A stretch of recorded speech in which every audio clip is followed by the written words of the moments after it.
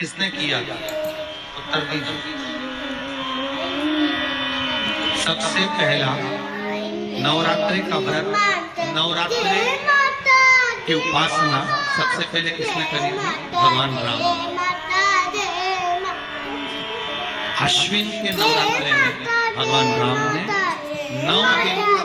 तक कलश की स्थापना कर लंकाधिपति रावण को मारने के लिए मां जगत जननी आराधना भगवान राम ने मां जगत जननी की आराधना, मां जगदम्बा की आराधना। और कहते हैं मेरे राम ने प्रतिदिन मां आदिशक्ति को निमंत्रण दिया और मां जगत जननी से विनती निवेदन कर कहा कि आपको प्रतिदिन आना पड़ेगा। इसलिए देवी भागवत में लिखा है कि नवरात्रि में एक दिन जैसे प्रतिपदा है, पहला दिन है तो एक कन्या का पूजन करो,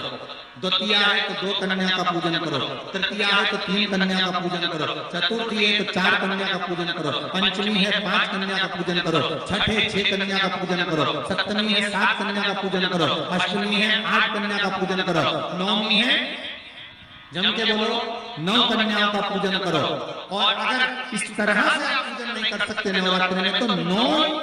कन्याओं का पूजन एक साथ या तो अष्टमी के दिन या नवमी के दिन कर दो या मध्य में बीच में भी आप कर सकते हो एक साथ। पर अगर आपकी कोई कामना है, आपकी कोई इच्छा है, मालूम पड़े जैसे कई लोग कहते हैं कि हमारी इच्छा है हमारे वो मकान नहीं बिक रहा, या हमारी वो जमीन नहीं खरीदी जा रही, या हमारी कोई कंपनी नहीं बन रही, या हमारे काम में ये अड़चन आ रही है, तो नवरात्रि में 4 नवरात्रि में से किसी भी नवरात्रि में आप नियम बना लो कि एक कलश की स्थापना कर एक दिन में एक कन्या का पूजन कर उसको भोजन कराना, लाल वस्त्र देना,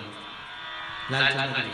दूसरे दिन 2 कन्याओं का पूजन कर लाल वस्त्र देना, लाल चंदन देना, तीसरे दिन में 3, चौथे दिन में 4, पांचवें दिन में 5, ऐसे 7-9 दिन तक एक कन्याओं के क्रम को बढ़ाते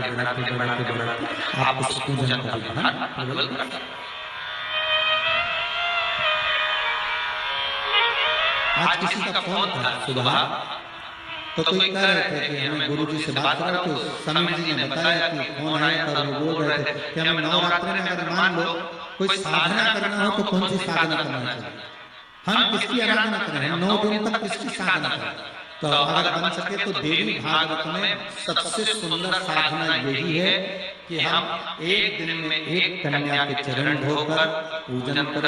उस कन्या को भोजन कराकर उसका स्मरण करें। हाँ ये जरूर है कोरोना महामारी चल रही है तो इस नवरात्रि में भले ना करें, पर आगे की नवरात्रि में जब नवरात्रि अच्छे रहे, कोरोना से मुक्त रहे, तब आप किसी कन्या को एक दिन में 1, 2 दिन में 2, 3 दिन में 3, 4 दिन में 4, 5 दिन में 5, ऐसे नवरात्रि 4 बार जो नवरात्रि आती किसी भी नवरात्रि में आप स्मरण करें उसका फल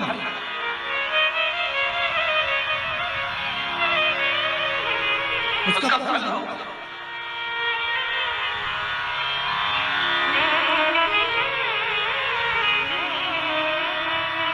जैसे बेलपत्री का किया गया दान छिन्न नहीं माना जाए, किस चीज का दान जम के बोलिए जरा, बेलपत्री का किया गया दान छिन्न दान नहीं, समाप्ति नहीं होती। बेलपत्री अगर आपने कोई आपसे कहा जी तुम्हारे यहाँ बेलपत्री लगी है जरा 8-10 दे दो, बिल्कुल, और उससे कहा बेलपत्र तुम मत तोड़ हम तोड़ कर और अपने हाथ से बेलपत्र निकाल कर उसको दो दान, ये छिन्न दान नहीं है, ये समाप्त नहीं होता, ये बेलपत्र का दान अविरल दान बढ़ता है।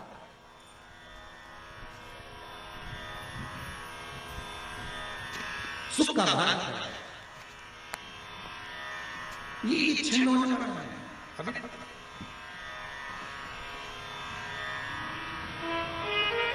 हम जजमानों को भी कई बार कहते हैं कि आप लोग तो बड़े धनभागी हो, शिव महापुराण की कथा जैसे